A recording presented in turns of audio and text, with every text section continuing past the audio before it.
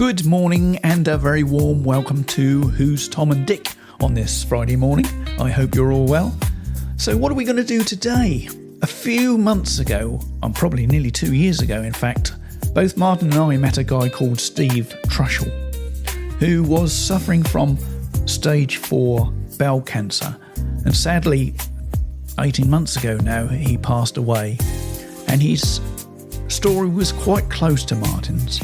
And we didn't feel, or I didn't feel, that it was right to broadcast this story while Martin was battling his stage 4 cancer. It does sort of run parallel with what Martin was going through. But unfortunately, Ian lost his battle last year, and I felt maybe it was a little bit too raw to broadcast or complete. So I've done that this week. I've gone back to Ian Trushell's story, and I've put an interview together with Ian, and I hope you enjoy this. And I hope it inspires you to get checked out, because it's quite obvious that early detection saves lives. So without further ado, I'd like to welcome to the podcast Ian Trushell. Good morning, Ian, and welcome to Who's Tom and Dick. Good morning, everyone. I think I'll start, if we may, Ian, with the obvious question. What were the signs and symptoms you first had when you thought something was up? One of the questions I get asked multiple times, dozens and dozens of times, is what are the signs and symptoms of bowel cancer? So the first thing you need to look out for is a long-term tummy ache. Mine was, it felt like cramping in my stomach, and it's the kind of tummy ache that takes your appetite away. The other one is, the second one is a long-term fatigue. So you're just getting tired a lot more easier. If you're doing any type of phys, any type of running or cycling, it's taking longer to recover. You might you normally take a day to recover. This is going to take 2, 3, 4 days to recover. And you know something's not right. Your energy levels are extremely low. And the third one, and probably the most important, is blood in your stool. So if you have a bowel movement and you see blood afterwards, then you got to go straight to your GP. That's not a good sign. It could be nothing. It could be piles. It could be internal piles. But you need to get to your doctors. It's that important. There's something not right inside you that needs checking out. Unfortunately for me, that was the thing that did it. I kind of put the previous 2 symptoms on the back burner, but as soon as I had a bowel movement that uncovered a lot of blood, I went straight to my doctors. And 10 days later, when I had a colonoscopy, that's when I discovered it was bowel cancer. So if you've got any of these 3 symptoms, or the 3 symptoms all together, and you think something isn't right, then I know it's a pain to get into your GP, especially in the UK, and there's a waiting list. You could be on the phone for potentially an hour waiting to get through. Get yourself to your doctors. It's that important. It's literally a matter of life or death. You mentioned to me earlier that you actually found it satisfying to find out that you'd actually got cancer. What do you mean by that?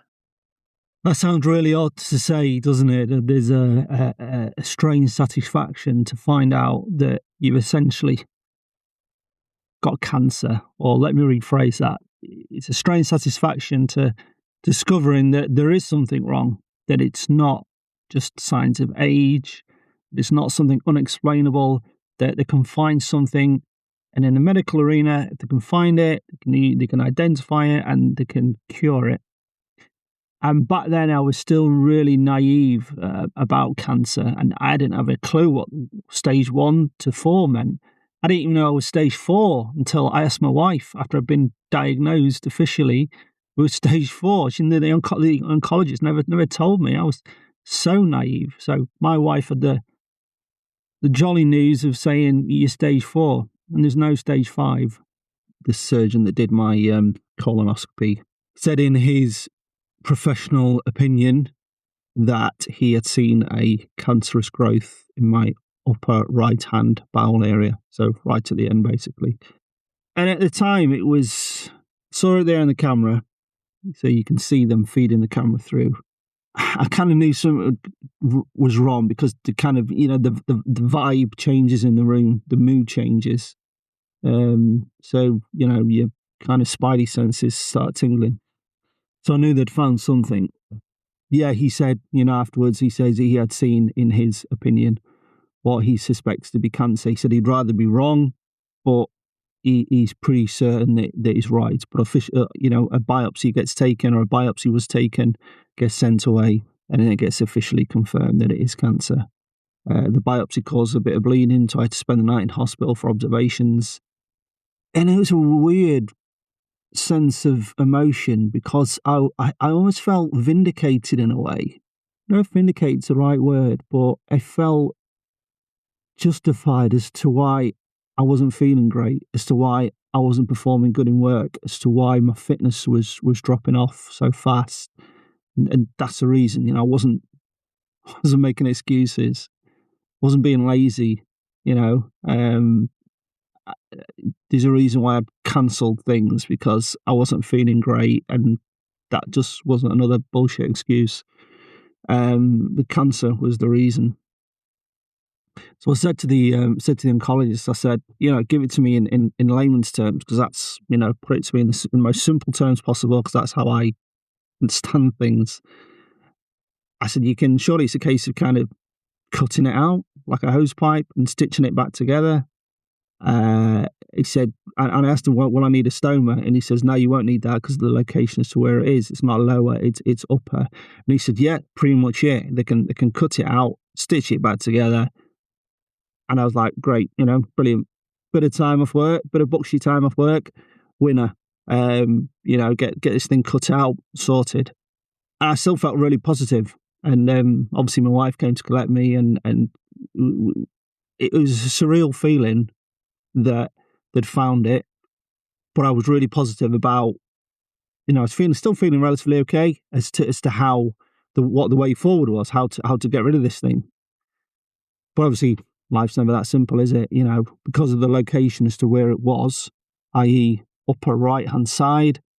What's up there as well is your liver. So it kind of unfortunately spread to my liver as well. My life changed. So that's it. Really depressing, isn't it? Yeah. So going back to your symptoms then, they sound almost like everyday symptoms, so it could easily be ignored. I see where you're coming from. I thought I'd have had more symptoms than that as well, but it just goes to show that if you've got any doubts, don't be embarrassed about going to your GP, your doctor, to get it checked out. They won't be embarrassed. They've seen these things many a time. So if it puts your mind at rest, go for it. Just don't hesitate. It literally could save your life. Unfortunately, they can't operate because there are too many mets on my liver. It's spread out. It's not one single met. It's akin to a shotgun blast, unfortunately. And because of that, it's not a case of slicing it out of the liver and the liver regenerating. It's too scattered, which they've got to make sure they get everything. And in my case, they can't. Looking back, definitely fatigue. I used to go running a lot. I used to cycle and walk/run into work, which the scenic route was about 7 or 8 mile away. And I was absolutely shattered when I got in. And these things 2 years ago wouldn't have bothered me that much. But just finding it harder, but I put that down to age. Low-lying tummy ache, which I previously mentioned before. I thought that was, I'd lay off the chocolate. I thought I was dairy intolerant. And new job, so the stresses of that. I was drinking lots of caffeine as well, so I just put it down to that. And obviously the bowel movement, which led to the colonoscopy, which was bloody, unfortunately. You were obviously a fit, healthy man, not overweight or anything like that, exercised a lot. Did you ask yourself why you? Why did cancer pick on you? This is a question that I guarantee every cancer sufferer has ever asked. Why me? Why was I at 48 years old diagnosed with bowel cancer, stage 4 bowel cancer? I used to do a lot of running. I never smoked, don't really drink. never taken recreational drugs. Always watched what I ate. I never really dropped below 78 kilograms. I'm 6 foot. So if I did creep above that, I'd just kind of put a few more miles on, eat a little bit less, and it'd soon get down. So kind of like to think I looked after myself. So why did I get stage 4 bowel cancer at 48 years old? There's no trace of it in my family, thankfully. It's not genetic. When you are diagnosed, blood tests, etc., are taken, and your family history, and it's traced back to see if it's genetic. And mine wasn't. It was just, these are my oncologist's words, bad luck. So bowel cancer rates in the under 50s in the UK, you're looking at about 3,000 a year, or just under 3,000 a year, and that's increasing. Obviously, there's testing for over 50s, but under 50s, generally don't get that unless they get in this as a specific symptoms and they go to the doctor. So they get caught out like I was. Ever since I was diagnosed, I'm trying to eat healthier, cleaner, and pay a lot more attention to my diet. I have my off days, but we all do. We're only human. But I've been attempting to focus on what's good for me and what's bad. And in the last 12 months, I've kind of come to a realization, but I can only put this down to diet, that I've got stage 4 bowel cancer. And I say I was never obese, never ate loads of junk. I wasn't one for kebabs, etc., or takeaways. So I can only surmise it's down to the diet. And when you look a little bit deeper into this, you come up with, a lot of you would have heard of UPFs, ultra processed foods.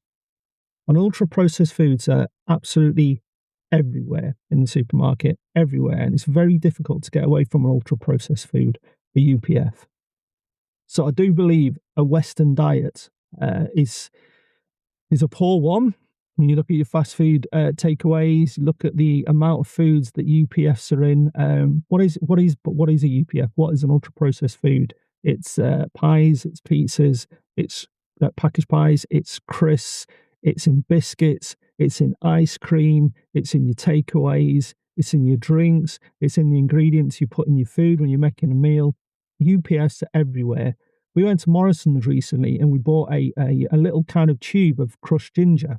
I mean, it looks pretty healthy, right? Just crushed ginger. What's so harmless about that? And it's vegan friendly, so you think, well, this is as healthy as I can buy. So we bought the item, got it back home. We looked at the ingredients, and we saw something called essentially a stabilizer or a preservative, I think it was, and it's called xanthan gum. So what is xanthan gum? Xanthan gum is in a heck of a lot of things to essentially preserve the life of a product. I think it's in the specific product as a thickening agent, so it can squeeze from a tube easier and essentially last longer. Well, why put that in there? Putting xanthan gum in that product now classes that as a UPF, which is just crazy, isn't it? So why not? Why just don't have it in a tube? Have it in a glass jar, and if it expires sooner, then tough. But take that, essentially that UPF, that xanthan gum, out of those ingredients, and it becomes a lot healthier food. But like I say, UPFs are everywhere. I'm reading that studies linked UPFs to diabetes, high blood pressure, obesity, cancer is the big one. And it's everywhere. I think it's in 57% of UK households have UPFs in their diet on a regular basis. And but among children and poorer people, that goes to 80%. So talking about how it affects poorer people and children, we did a little bit of research, and she just looked on the internet, my wife and I, and the best places to buy products that are non-UPF, or the higher chance of a non-UPF item in, is Waitrose and Marks and Spencer's. And don't get me started, there's not enough time in the world to get me started on things like a Monster drinks, Prime, that are specifically aimed at children, the teenage market, young adult market. We don't have a clue what the long-term health benefits of drinking that garbage is. And I think that's morally disgusting. And like I said, I'm not even going to mention vapes, because if that's not aimed at children with something that smells like strawberry candy and bubblegum, I don't know what is. I know that kids from school, coming straight out of school, teenagers, and straight onto the vape, that is going to have huge health consequences in years to come. So we're taking away from one problem, which is the cigarettes, we're moving on to the vape. But I'm not talking about that. I'm digressing, but that's what I do. But I just think that as a nation, we need to ask these questions: that why are cancer rates on the rise? In young people, it's got to be down to diet. It really has got to be down to diet and the amount of crap and junk and artificial grot we put in our food that we're digesting. We're putting that into our bodies at such a young age.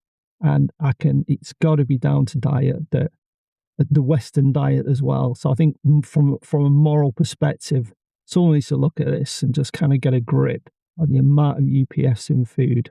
If it doesn't taste so good, so what? If it tastes less sweet, then that's a good thing. It doesn't need to last for months and months on end.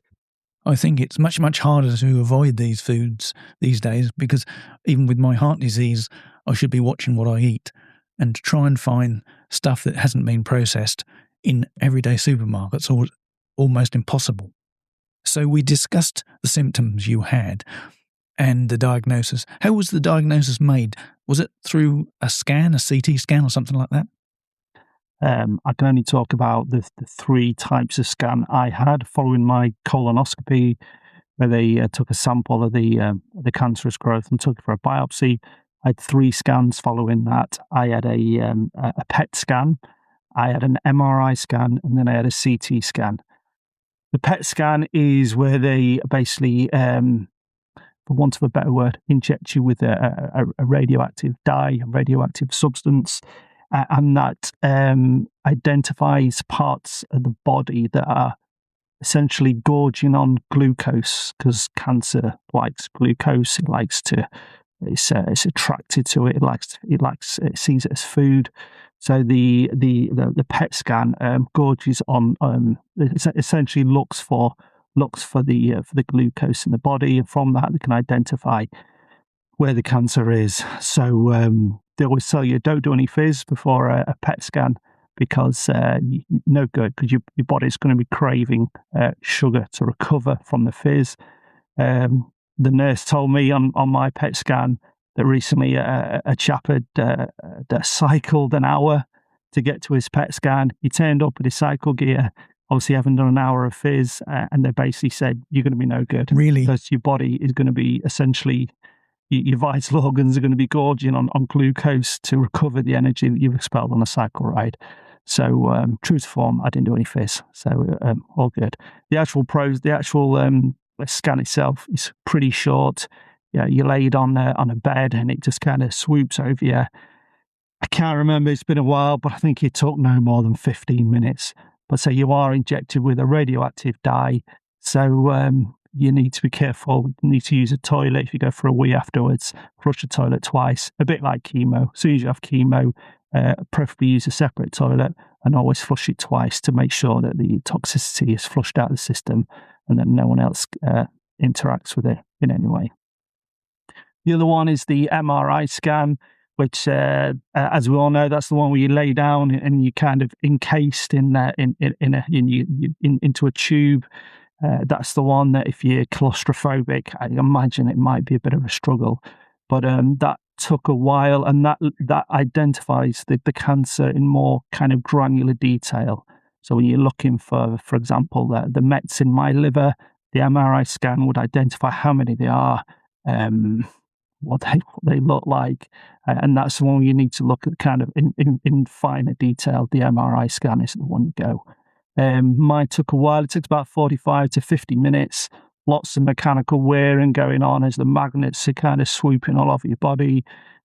Lots of breath holding. It felt a bit like a fitness test at first, where you hold your breath and you think, can I let it out? Sometimes you hold your breath for what felt like 30, 40 seconds.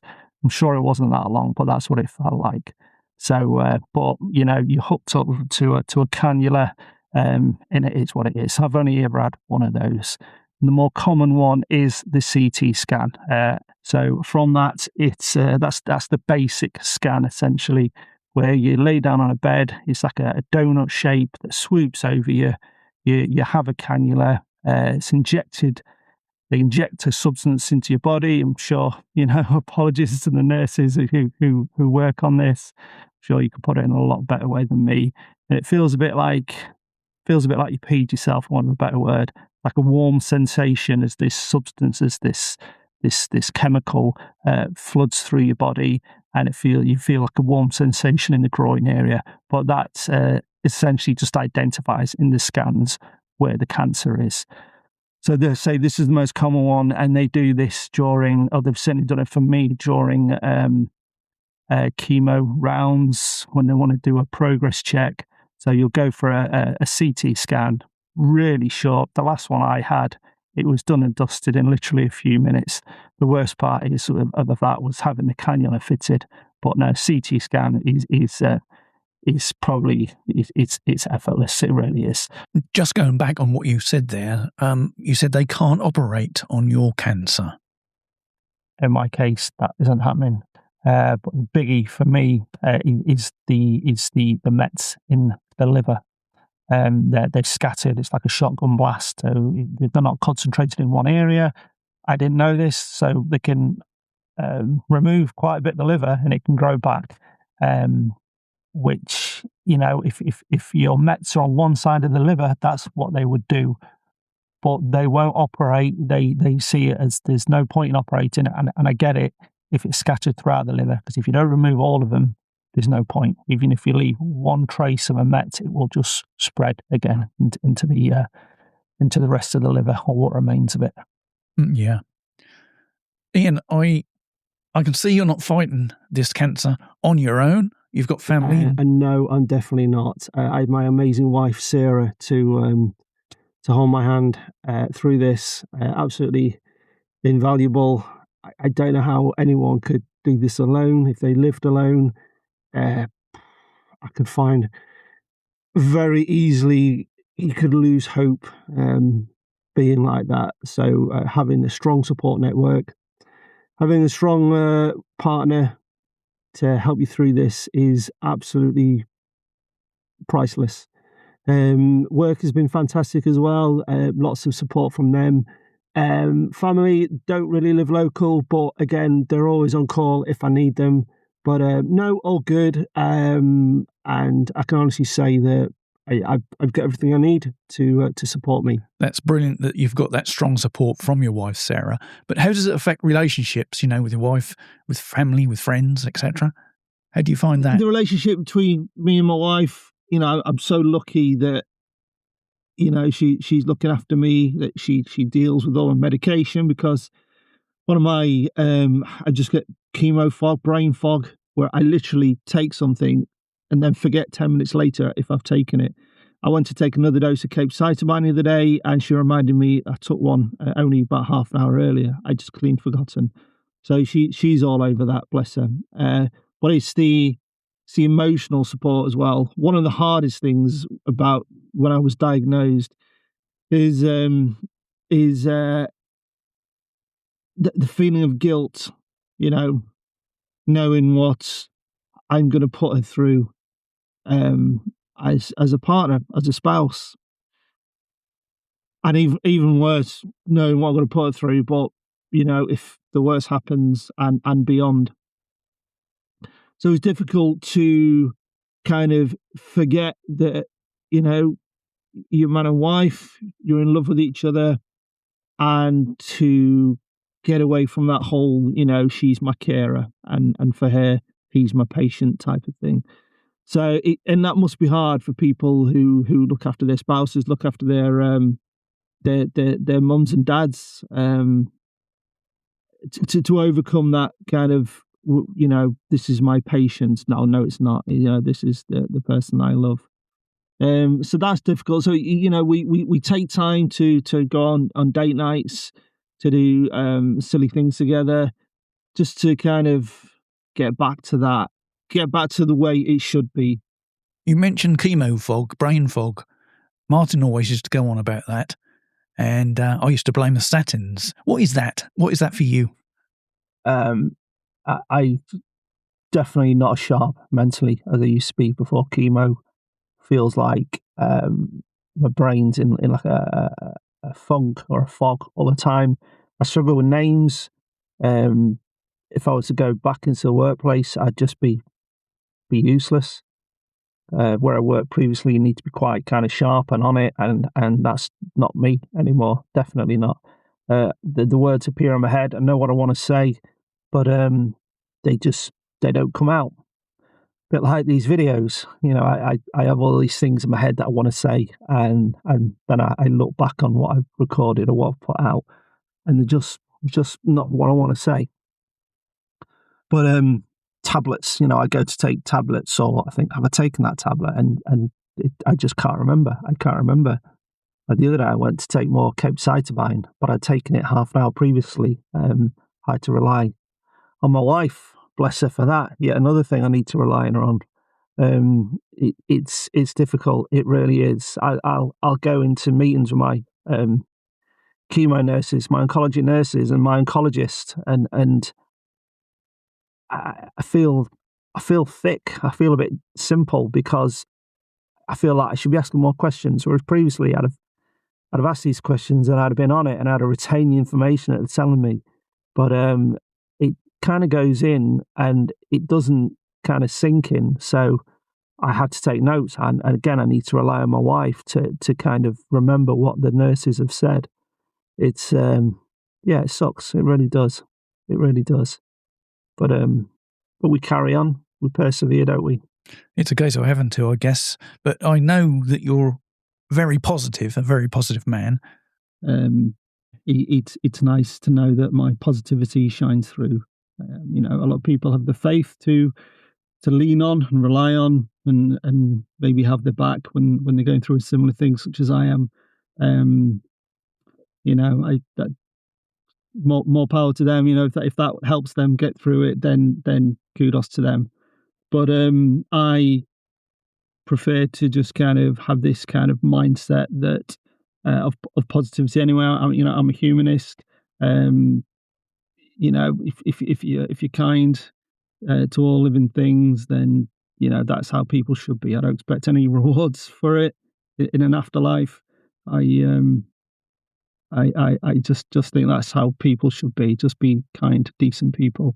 Yeah, I can understand that, because Martin and I always tried to present a positive mental attitude on this podcast, because even in dark times, you need that, but it's harder and harder. You've obviously got stage 4 cancer.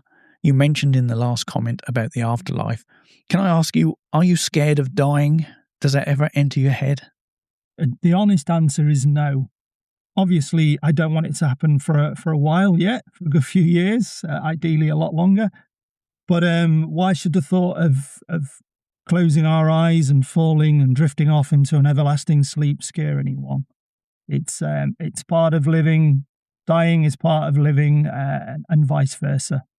I don't believe in an afterlife or any form of reincarnation or heaven or anything like that. But from a scientific perspective, I will live on through my children. I am part of them as much as they are part of me. We share the same DNA. We share the same values. I've brought them up to know the difference between right and wrong, and taught them the key human attributes of empathy, and be kind to each other and value life. But I'll also live on through the memories that my wife has of me and that my other loved ones have of me also. We're all dying from the moment we're born. That's what time does to our bodies. None of us are immortal. There's no need to shy away from the inevitable notion of death. And quite simply, none of us can predict when is going to be the last day on this planet. Could be tomorrow, could be next week, it could be in 10 years' time. None of us know. So on that basis, you don't believe in the afterlife? The answer is no, I don't believe in an afterlife. I am an atheist. I believe, apologies, this may upset people of a religious persuasion. I respect your opinion and belief. It doesn't mean I have to agree with it. So, no, I do not believe in an afterlife. Like I said, I'm an atheist. I believe that religion and / afterlife is made up as a comfort blanket because we don't know. When we die, we want to know that when we walk through the pearly gates and see loved ones, relatives that we've lost, pets that we've lost, waiting there with open arms, ready to greet us. It just doesn't work for me. That it doesn't compute. And I always use the analogy. Is that the right word? I always use the example of you get a lot of serial killers who repent their sins when they've been caught, when they're in prison, such as David Berkowitz, the SOS Summer of Sam killer, Ted Bundy, Jeffrey Dahmer was a high-profile one. He found God when he was when he was in prison, waiting his death sentence. Well, he'd found out soon enough, didn't he?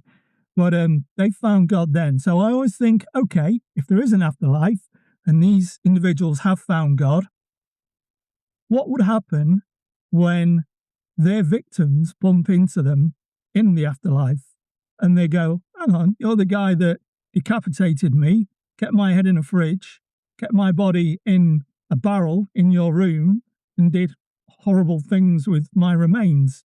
Am I supposed to now forgive you because the guy with the big white beard let you through the pearly gates? So if I know that's a very extreme example, but I've always thought it just doesn't compute that. And that's my view on things. I sway more towards science than looking for definitive answers. There's always going to be things we never know about the universe and about how we're made up. A male my size is made up of, I think it's 7 billion atoms. We are just made up of atoms. That's what we're just space dust. And we're controlled by the most advanced computer that's ever been designed in our skulls, in our brain. And that controls our emotions and the rest of our body functions as well. So I've always thought that once we die, that's it. We'll just go to sleep, we'll close our eyes, and it'll be the best sleep that you'll ever have. You won't know about it, but we'll close our eyes and that's it, just infinite darkness. And we will live on through the legacies that we've achieved in life. I will live on through my children. They share my DNA. They share my values of what's right and wrong. And, I like to think I brought them up correctly. So they'll share a lot of my character traits as well. So I will live on through them. That's my feelings on the subject. But it's perfectly normal to overanalyze things at night. But I'm sure a lot of you will disagree with me. But that's my thoughts on the matter. But it's a good question, and it's certainly not insensitive. Well, I tend to agree with you there, Ian, to be honest with you. You make perfect sense, and I like your explanation. And I remember Ricky Gervais saying once that if the world was completely destroyed and the human race began again, then the only thing that would be the same in 100,000 years would be science. Religion would be rewritten, different stories, but science would be exactly the same. So take of that what you will. I tend to agree with you totally, 100%. Thank you very much. Well, thank you very much, Ian, for sharing your story with us. Very inspirational, very positive. Thank you very much. I hope a lot of people will get a lot from that. I'm sure they will. Thanks for joining us on Who's Tom and Dick. Thanks, Ian. Thanks. Take care. All the best. Thanks very much, Ian. Have a great weekend, whatever it is you're doing. All the best. Take care. Thanks, Ian. I'd like to thank Ian for such a wonderful and open and honest podcast this morning. And I think we can take a message from Ian that if you have got any fears or any strange feelings, then please go and get checked, because early diagnosis is a major factor in surviving cancer. So please go and get checked. Anyway, everybody, have a great weekend. Thanks very much for listening, and we'll see you back here, same place, same time next week. Cheerio for now. Bye. Bye. You've been listening to the Who's Tom and Dick podcast. If you enjoyed this episode, please subscribe to the show on Apple, Spotify, or your favorite streaming platform. New episodes are available every Friday. Thanks for tuning in. Every